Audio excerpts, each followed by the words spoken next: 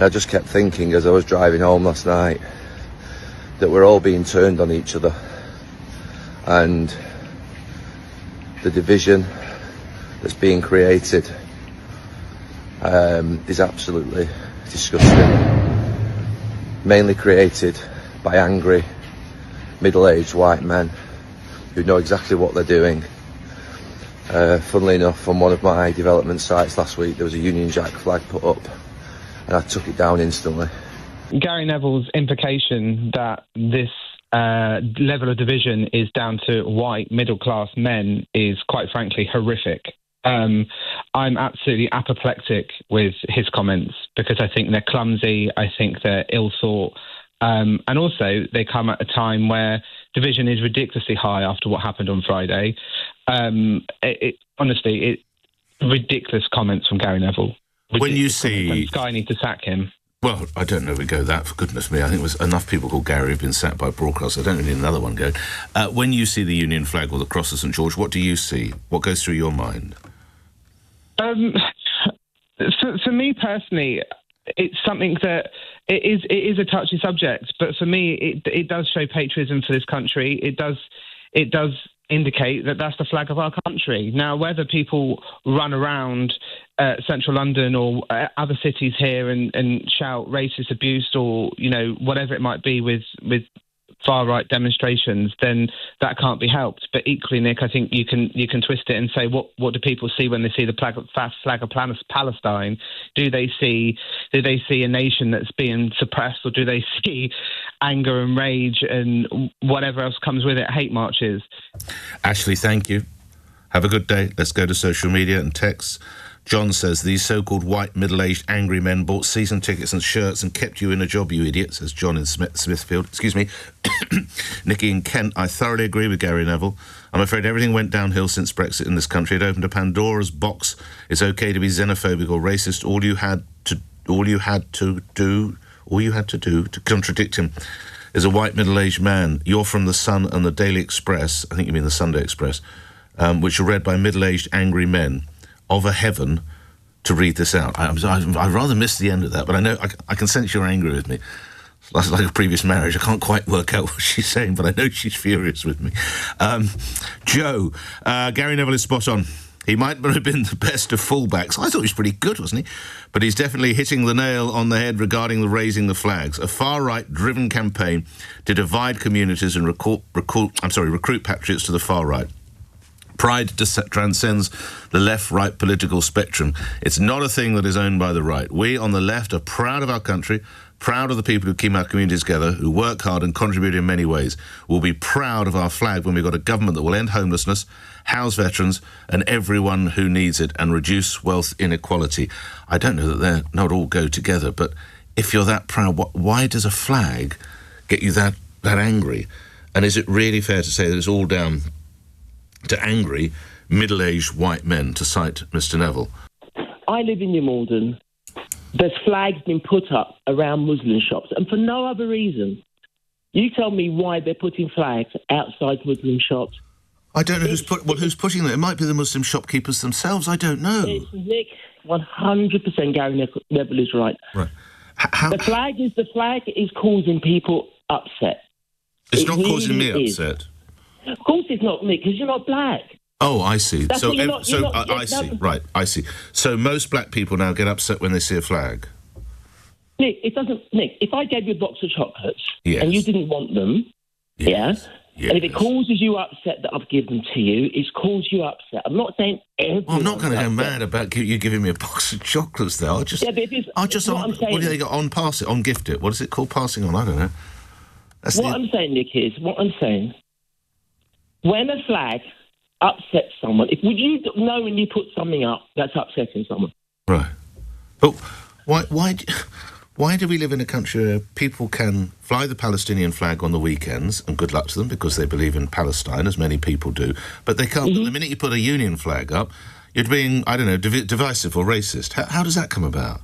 Nick, I'm not saying about races or divisive. What I'm saying is, if that flag, and you knowingly, is put outside with like the whole street, no flags. No, but hold on. You don't have to watch it, but I do. the party political conference. Do you recall how the Prime Minister ended his speech in Liverpool last week? Do you remember what happened? Yeah. So all his senior cabinet ministers were waving either the Union flag, the Welsh flag, the Northern Irish flag, or the Scottish flag.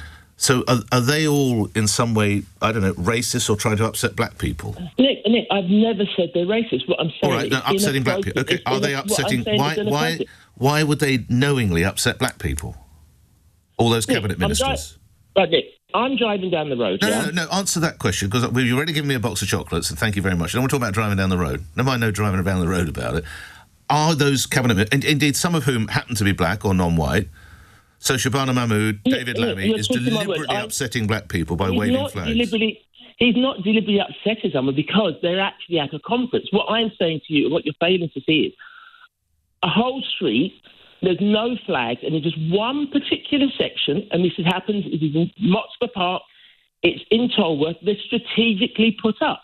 Now, if you're telling me that all the shopkeepers have decided, we're going to put these up today... No, you haven't answered my point, though, about what... You say this is to upset black people. Why would David Lammy wave a flag? I'm not saying...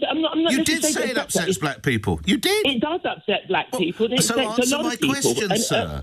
Answer. Why would David Lammy deliberately upset black people? I never said David Lammy.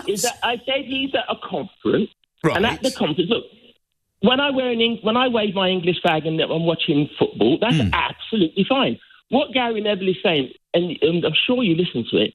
I did. And I've read it as well. It's strategically done. Those flags are 100% placed in an area to cause upset. Well, let's hope they don't. Leroy, I've enjoyed talking to you. Look after yourself in New Malden. Craig's in Romford. Craig, you're on the radio. Your view. Good morning. Thank you, Nick. That comment from Gary Neville when he talks about his angry, white, middle-aged man. I'm white. I am 51, so I think I class myself as in that bracket. I'm more angry at him for saying that than anything else. Right. I'm someone that has my Union Jack in my garden. I have the St George grass in my garden. When you say in your garden, what do you mean? Actual flags or like floral displays? Yes, no flags. Okay. I have floral displays in the front of my garden that has the Union Jack and red, white and blue artificial flowers. And why do you feel that so keenly, Craig?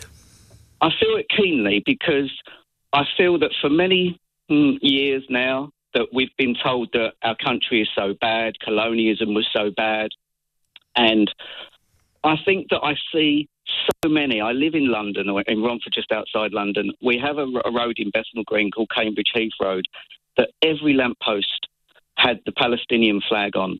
Right. But what about if you're deliberately upsetting black people, as Leroy just suggested? Would you want to do that? No, not at all. It's about me having pride in my country. Right. That's what my flags are about.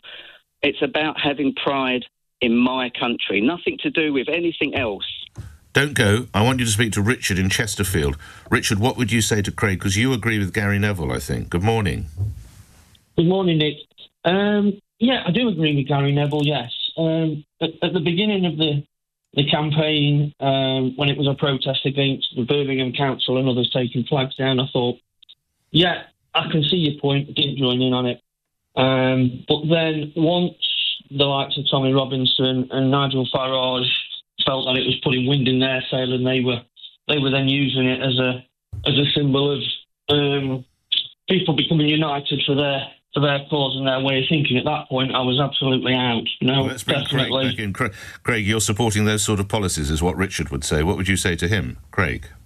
What I would say is that people like Nigel Farage, people like Tommy Robinson, are just proud and pride of their country. And when people say that they're this or that, we need to see what happens when Nigel gets in.